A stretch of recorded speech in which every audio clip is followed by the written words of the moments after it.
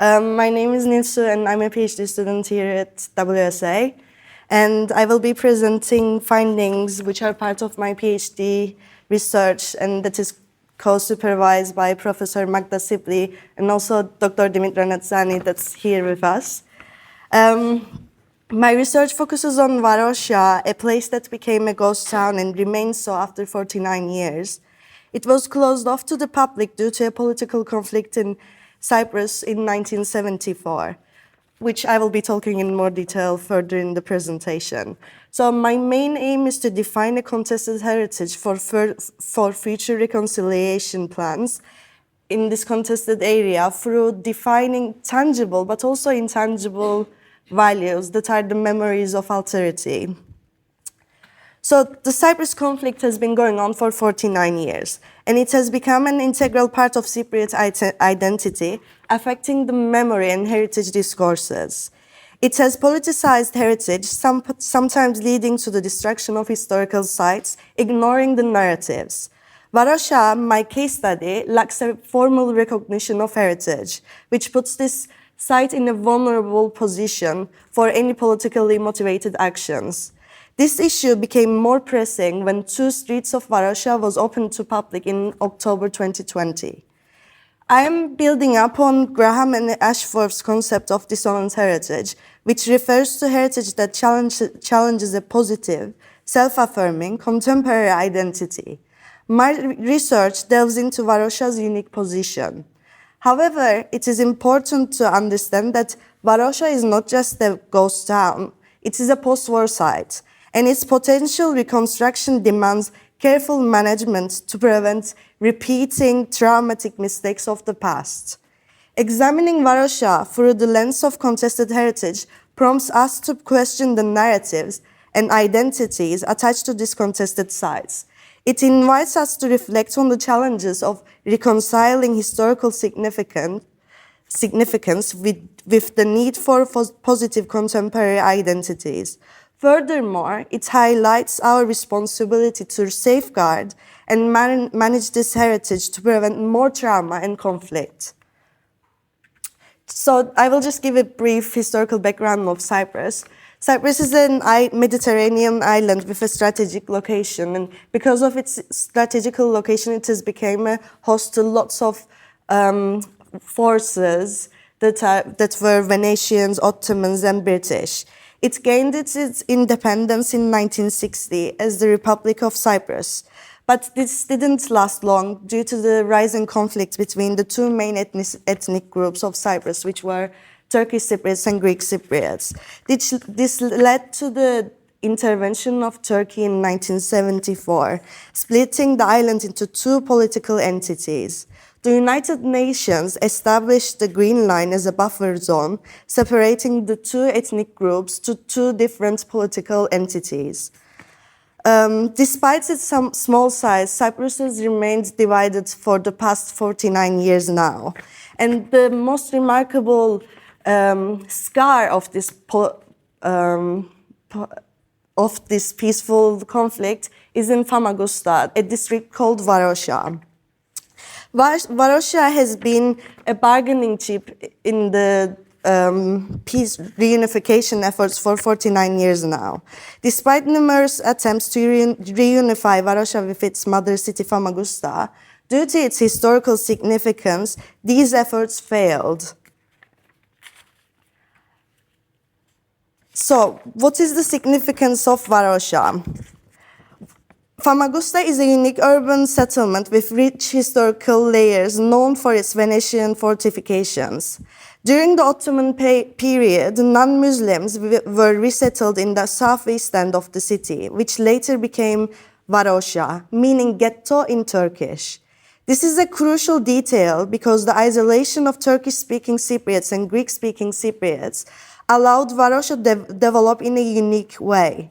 In 1960, upon gaining independence, Varosha played a significant role in the government's plans and nation-building efforts. In the early 1970s, Varosha rapidly developed into a district of Famagusta and a popular Mediterranean holiday destination. It boasted modern infrastructure following the architectural trends of the 20th century. It wasn't just a tourist center, it was also an educational, social, and cultural center for the island. The isolation of the two ethnic communities allowed Varosha to thrive without conflicts, creating a lifestyle that was far from what was happening in the rest of the island. However, everything changed in 1974. Varosha was closed off to the public and left to decay, separated from its mother city Famagusta. Former residents left their homes overnight, hoping to return the next day. While life moved on for others, those who once called Varosha home or visited during its heyday are still waiting to return. The ghost town status added another layer to Varosha. The sentimental value of Varosha is deeply rooted in the collective memories of these people. It has become an integral part of the daily lives of those living near the barriers of Varosha or enjoying the beach in front of its empty buildings. Over the course of 49 years, nature gradually reclaimed the buildings, turning the district into an emotional symbol of continuous trauma. In October 2020, just 2 days after its opening was announced by the Prime Minister of the Turkish Cypriots, two main streets of Varosha were opened to the public, ending 46 years of closure without passport control or any restrictions. This politically motivated move took place right before the presidential elections in the Turkish control area and had a significant impact. Former observers of the town became visitors after the October 2020 opening, with freshly paved streets. The sudden opening of the two main streets sparked condemnation and strong reactions, not only in Cyprus but also internationally, for violating human rights. Its old residents were watching their memories being crushed under the footsteps of the tourists in their own town, marking a new chapter for this area's remembrance. Now, more than urgently than ever, we must recognize the memories tied to this site, which is rapidly becoming a museum of tragedy. My research engages with digital ethnography and interviews to collect oral history, mapping these narratives to understand contested heritage and contribution to future reconciliation. Technology plays a crucial role in our daily lives, and for Varosha, both a physical presence on the Famagusta coast and the symbol of the forbidden, it has become a platform for storytelling. All the inhabitants have tried to keep Varosha alive by sharing their stories in Facebook groups. Facebook groups have served as a vital space for its former residents to preserve Varosha's memory. I identified three Facebook groups, gained consent from the group founders, and conducted digital ethnography, analyzing posts, comments, and images with a particular focus on tangible and intangible values. Following the digital ethnography, I conducted interviews with a diverse group of participants, including former residents, former workers, Turkish Cypriots from that years, and individuals with no prior connection to the town. This inclusive approach aimed to capture a comprehensive perspective of Varosha's memories, enriching our understanding of its complex heritage through 48 interviews. So to better understand Varosha's heritage, I began by mapping its tangible elements through archival research and historical map georeferencing. This step was vital in revealing the town's historical development and identifying memory anchors. Moreover, this process enables an examination of how memory and the physical environment intertwine. These memory exposure maps are crucial to my research as they reflect the evolving collective memory of Varosha. These memory exposure maps are based on the findings from the digital ethnography, and I have organized these maps into two critical categories: the before the October 20 opening and the after the 2020 opening. It reveals how recent events impacts memory recall, raising questions about memory's flexibility in response to external factors. In our digital age, visual materials like photos and videos play a central role in shaping how we remember. They act as reference points, anchoring our recollections. However, this phenomenon also sparks a significant discussion. How reliable is memory when it's intertwined with rapidly changing political and social contexts? But here's where it gets truly captivating. If we take a closer look at these memory distribution maps, you will notice something intriguing. There is a surge in memory exposure dots after the reopening of Varosha. This surge suggests that memory is not a static entity. It can expand and adapt, possibly influenced by the renewed accessibility of the site. This phenomenon challenges the reliability of memory in politically charged and rapidly changing environments. Digital ethnography allowed me to locate memory anchors within the site, and later on, conducted interviews confirmed these sites, adding first-hand narratives. As I explore memories through digital ethnography, I come across two buildings that emerge as powerful memory anchors: the Lyceum of Greek Women and the First Gymnasium of Famagusta. These two buildings played crucial roles in the social and cultural life of former residents.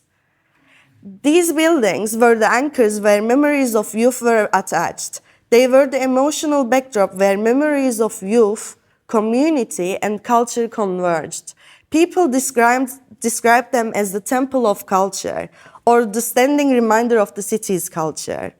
Another important point to consider is that while the Lyceum of Greek Women was often portrayed as the temple of culture, my data analysis from the digital ethnography revealed that it was perceived as a woman-only school.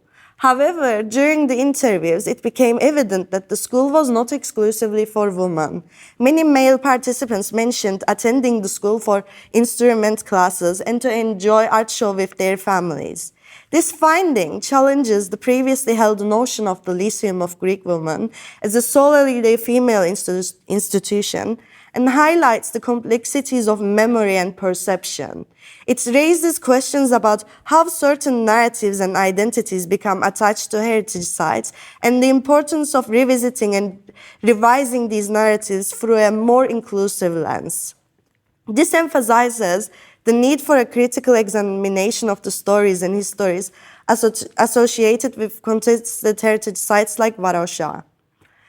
A shift in the narrative occurred following the opening of Varosha streets in October 2020.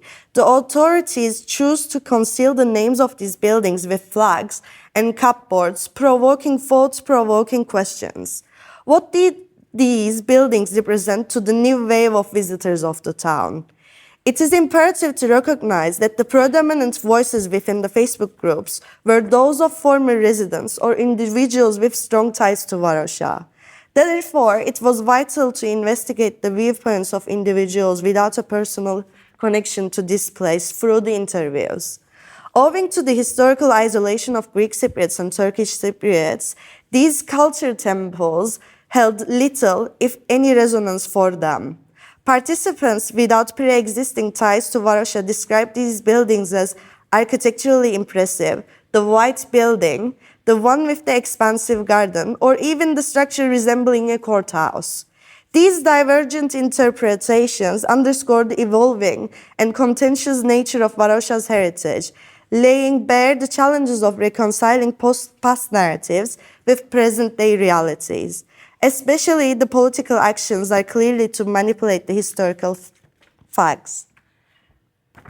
Varosha is undergoing rapid changes, and these changes are influenced by political motives. For instance, there are signs displaying title deeds to land, which support certain groups' claims that Varosha belongs to them.